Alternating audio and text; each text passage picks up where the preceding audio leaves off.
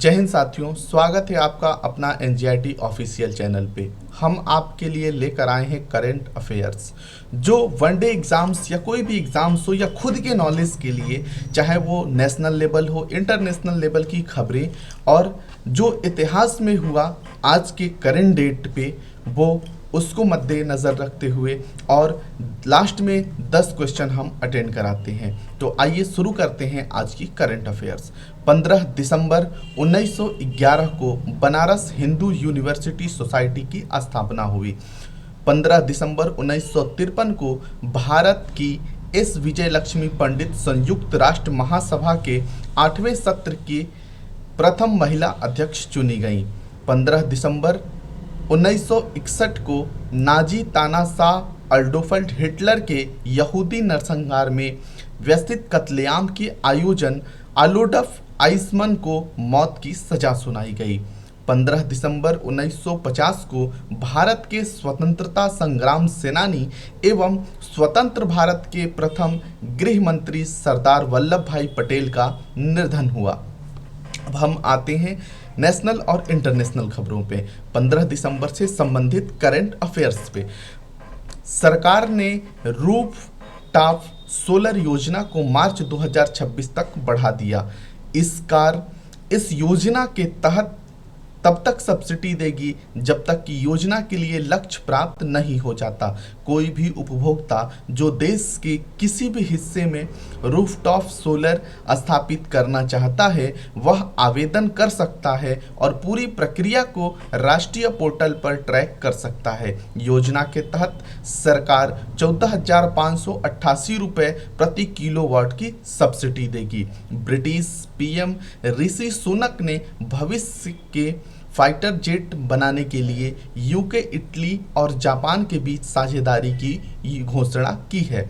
इसे टेम्पेस्ट कहा जाएगा। इसकी कल्पना कई क्षमताओं के साथ छठी पीढ़ी के स्टील्थ फाइटर के रूप में की गई है। इसमें मानव युक्त या मानव रहित संचालन करने की क्षमता होगी। इसमें हमलावर ड्रोन की झुंड को नियंत्रित करने की क्षमता होगी। इसमें नवीन डेटा सिस्टम होंगे एवं हाइपरसोनिक मिसाइल जैसे आधुनिक हथियारों से लैस होगा।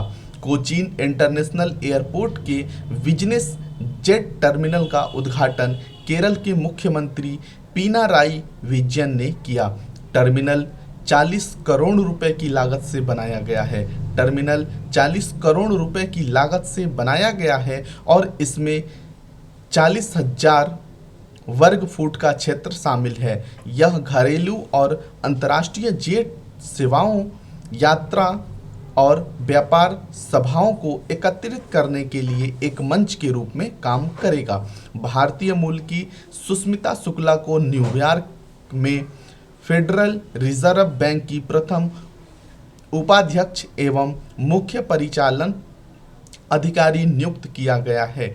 अब वह इस प्रतिष्ठित केंद्रीय बैंक की दूसरी सबसे बड़ी अधिकारी बन गई है। न्यूयॉर्क स्थित केंद्रीय बैंक ने एक बयान में कहा कि शुक्ला की नियुक्ति को फेडरल रिजर्व सिस्टम के निदेशक मंडल ने मंजूरी दी है।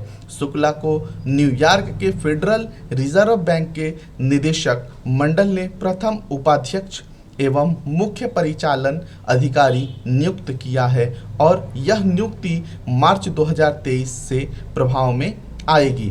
भारत सरकार आवास योजना को पूरा करने के लिए स्वामी इन्वेस्ट फंड 1 के अतिरिक्त 5,000 करोड़ का निवेश किया है, ताकि स्टेट्स रियल्टी इन्वेस्टमेंट प्लेटफॉर्म को 15,530 करोड़ रुपए के अंतिम करीब पहुंचने में मदद मिल सके। नवंबर 2019 में केंद्रीय वित्त मंत्रालय ने किफ़ायती और मध्य आय आवास के लिए एक विशेष खिड़की की घोषणा की, जो सस्ती मध्य आय आवास श्रेणी के स्टेट बाउंड्री फील्ड और नियामक निकायों के साथ पंजीकृत आवासीय परियोजना को पूरा करने के लिए ऋण वित्त पोषण प्रदान करेगी।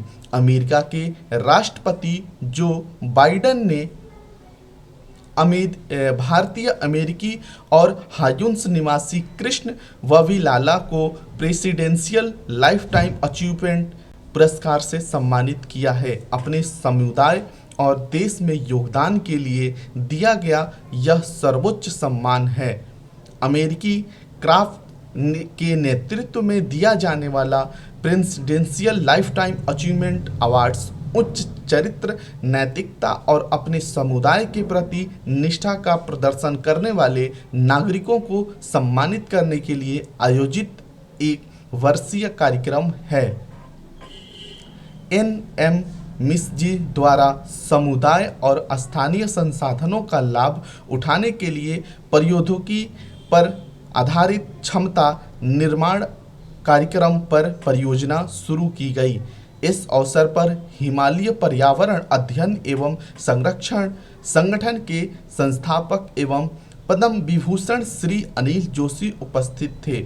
परियोजना एनएमसीजी और हेस्को द्वारा संयुक्त रूप से कार्यान्वित की जा रही है। कार्यक्रम का उद्देश्य गंगा नदी के किनारे रहने वाले स्थानीय समुदाय के बीच भविष्य के लिए नए आवश्यकता आधारित कौशल विकसित करना है। जमना लाल बजाज फाउंडेशन ने जमना लाल बजाज पुरस्कार 2022 के विजेता की घोषणा की।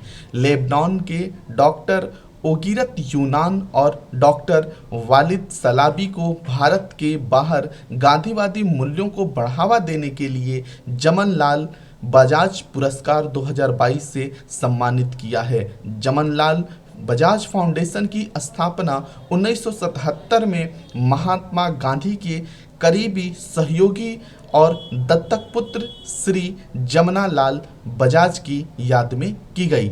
अब हम आते हैं लास्ट सेगमेंट पे, जहां पे आपको 10 क्वेश्चन दिया जाता है। 10 क्वेश्चन से हम रूबरू कराते हैं।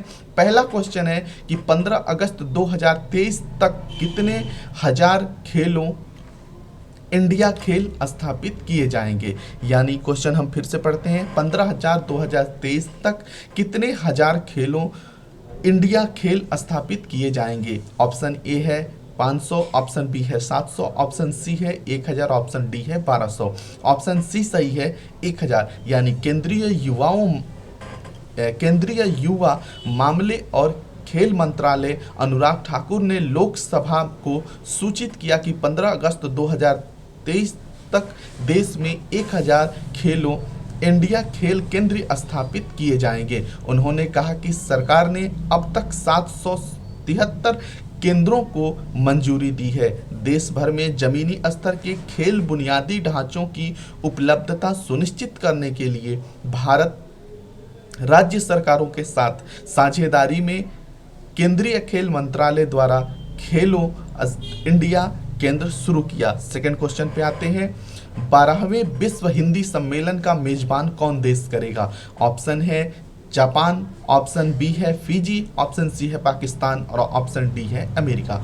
इसमें ऑप्शन बी सही है। यानी फरवरी 2023 में फिजी में विदेश मंत्रालय द्वारा फिजी सरकार के सहयोग से 12वें विश्व हिंदी सम्मेलन का आयोजन किया जाएगा। इस सम्मेलन का मुख्य विषय हिंदी पारंपरिक ज्ञान से कृत्रिम बुद्धिमत्ता तक है। अब तक विभिन्न देशों में 11 विश्व हिंदी सम्मेलन आयोजित किए जा चुके हैं। नेक्स्ट क्वेश्चन है, हाल ही में किस लेखिका ने अपनी पुस्तक मिरेकल ऑफ फेस योगा का विमोचन किया।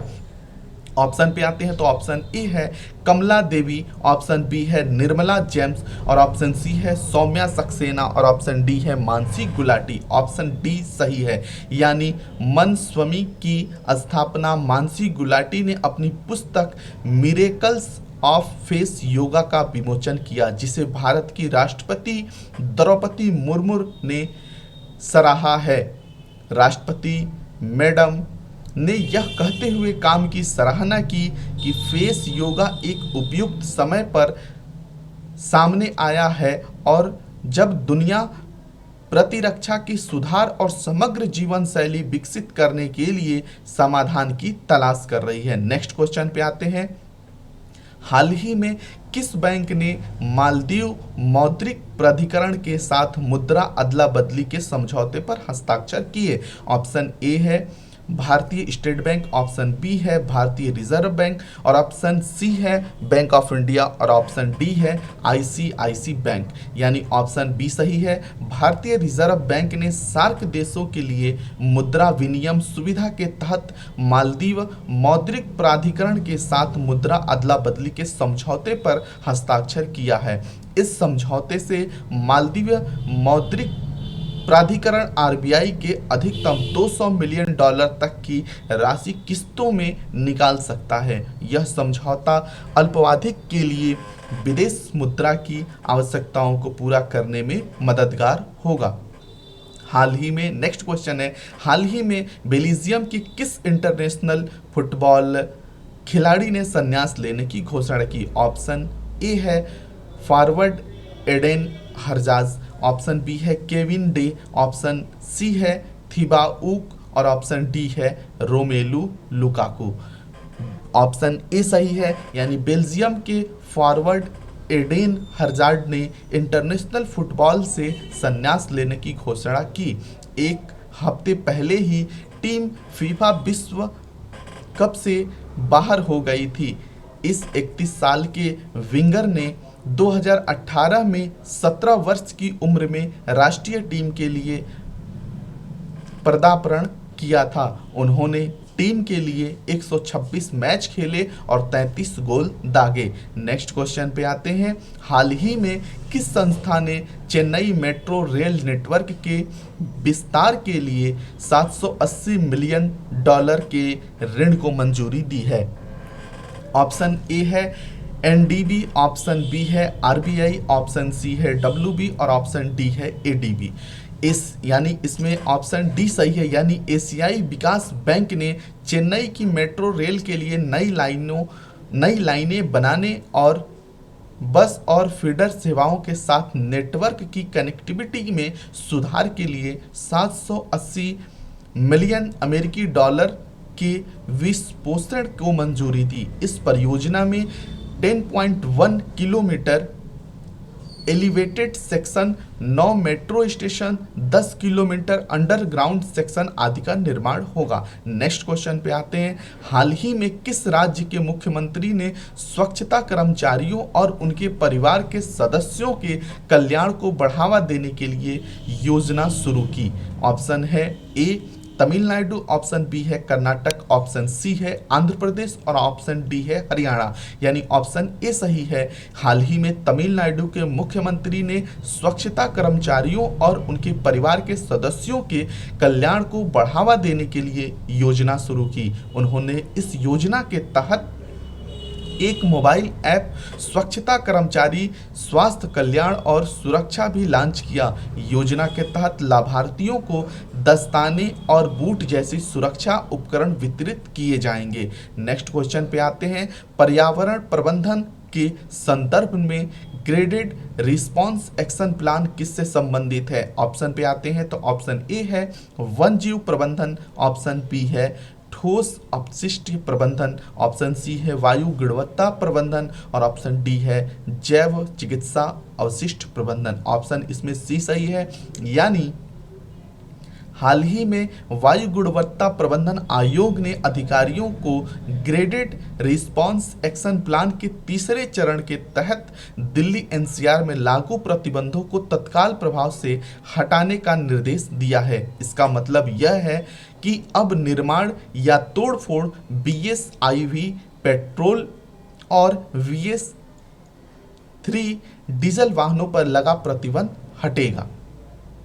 नेक्स्ट क्वेश्चन पे आते हैं। हाल ही में किस संस्था ने आपका लास्ट क्वेश्चन पे आते हैं कि हाल ही में किस संगठन ने tool kit on enabling gender responding urban motivated and public space in India launch करने के लिए कार्यक्रम आयोजित किया। ऑप्शन ए है वर्ल्ड बैंक, ऑप्शन बी है नीति आयोग, ऑप्शन सी है WEF, ऑप्शन डी है IMF। यानी हाल ही में ऑप्शन ए सही है। इसमें हाल ही में विश्व बैंक और Chennai urban metropolitan transport authority ने संयुक्त रूप से मिलकर tool kit on enabling gender responsible urban mobility and public space in India जारी किया। इस टूल किट के व्यवहारिक उपकरण हैं जो महिलाओं के लिए सुरक्षित और समावेशी सार्वजनिक क्षेत्रों और सार्वजनिक परिवहन को सुनिश्चित करने में भारत में सरकारों और वाणिज्य या समुदाय आधारित समूहों की सहायता कर सकते हैं। आज का करंट अफेयर्स यहीं समाप्त होता है। हम मिलेंगे नेक्स्ट सेगमेंट में, यानी अब हम लेकर आएंगे 16 दिसंबर का नेक्स्ट वीडियो में रहेगा। तब तक के लिए हमारे चैनल को सब्सक्राइब कर दीजिए और हम आपको टेलीग्राम पे भी मिलेंगे, व्हाट्सएप पे भी मिलेंगे और फेसबुक पेज पे भी मिलेंगे।